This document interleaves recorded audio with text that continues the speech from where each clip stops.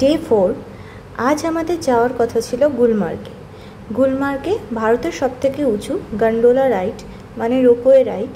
আমাদের টিকিট প্রায় অনেক দিন আগেই অনলাইনে বুক করা হয়ে গিয়েছিল, তাই আজকে সকাল সকাল ব্রেকফাস্ট করেই বেরিয়ে পড়েছিলাম গুলমার্গের পথে। আজকের যে গাড়িতে বসে আলোচনা বা আমাদের কথাবার্তা সেটা খুবই এন্টারটেনিং, তাই আমি আলাদা করে ভয়েস ওভার দেবো না বা কোনো মিউজিক অ্যাড করব না, করলেও সেটা সাটল থাকবে। একটা টাইম পর্যন্ত আমাদের কথাগুলোই শোনা বেশি ভালো বলে মনে হয় আমার।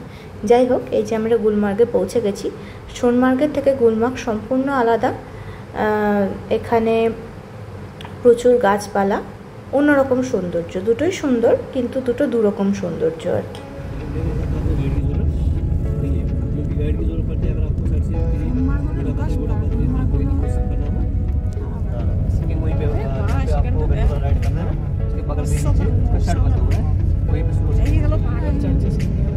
এখানে আসার সময় দাঁড়াবো, হ্যাঁ?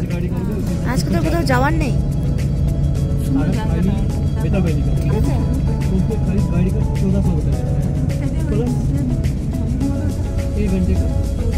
एक घंटा और 5 मिनट हो गए।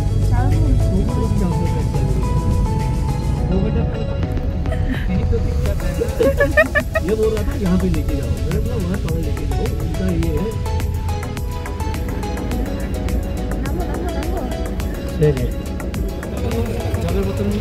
জলের বোতল আছে সে তো হাফ লাগছে, শীতে উঠতে হবে না কোথাও।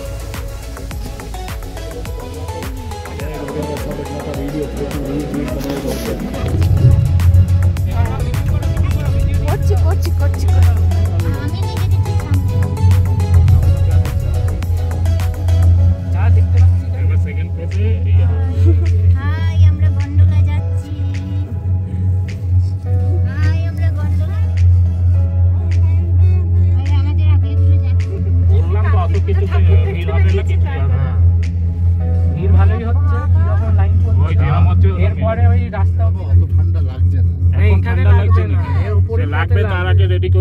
যখন লাগবে তখনও তো পড়তে হবে। এই ঘোড়াগুলো এই রাস্তা দিয়ে যাবে, বুঝতে পারছো? এই যে সরু সরু এই যে পাহাড়ের গা বেয়ে উঠে যায়। হ্যাঁ, যারা ঘোড়ায় যাবে না না কি দরকার আছে। এ দেখো ভেড়া ফেরা চামড়া দিয়ে কিরকম ইয়ে বানিয়ে রেখেছে। লোকজন থাকে, এখানে লোকজন থেকে কি করে? হ্যাঁ,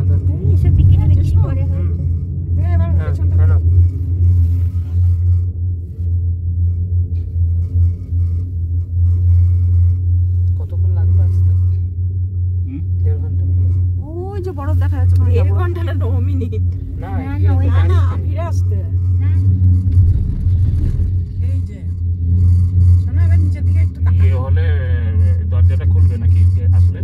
অটোমেটিক তখন নামবে, ফুটপাত করে নেমে যাবে। ফুটপাত করে নামবে, নাহলে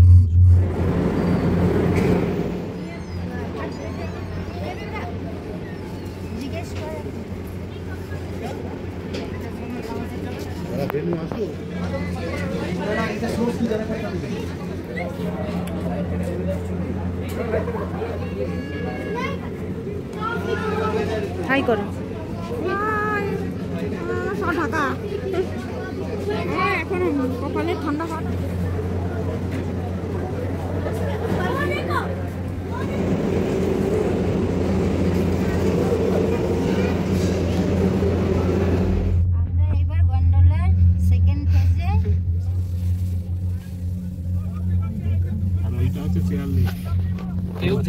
বললো না আমাদের থার্ড পেজও আছে। এখানে চেয়ারটা কেন এইরকম নেই থার্ড পেজে? ও যাবে না মানুষ, ওটা খাড়াই তুলবে না, এটা চেয়ার লিফট নয়, এটাও একটু খাড়া যাবে, একটু পরে খাড়া হতে শুরু করবে, দেখবে একটু পর। কোনটা? এই আমাদেরটা? হ্যাঁ, একটু খাড়া যাবে। ওকে, আমাদের নিচে না থাকলে তোমাকে তুলেছি, শুধু আমি তুলেছি। হ্যাঁ,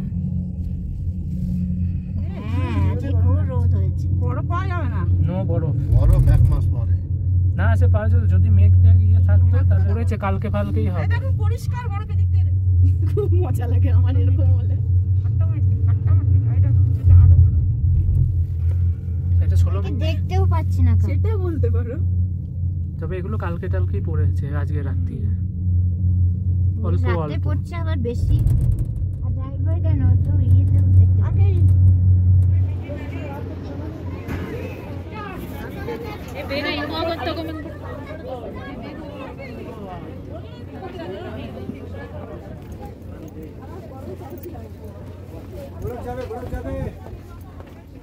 এই তো ওই তো গরম করছে, ওকে গরম করছে। দেখো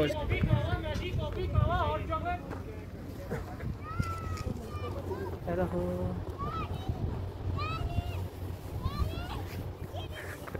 সামনে দিকে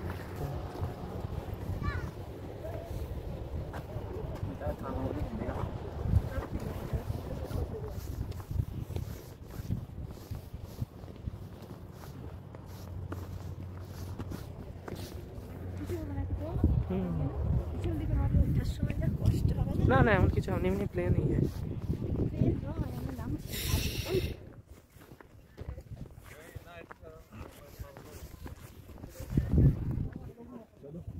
बोतल में रख लूं खाली हो गया।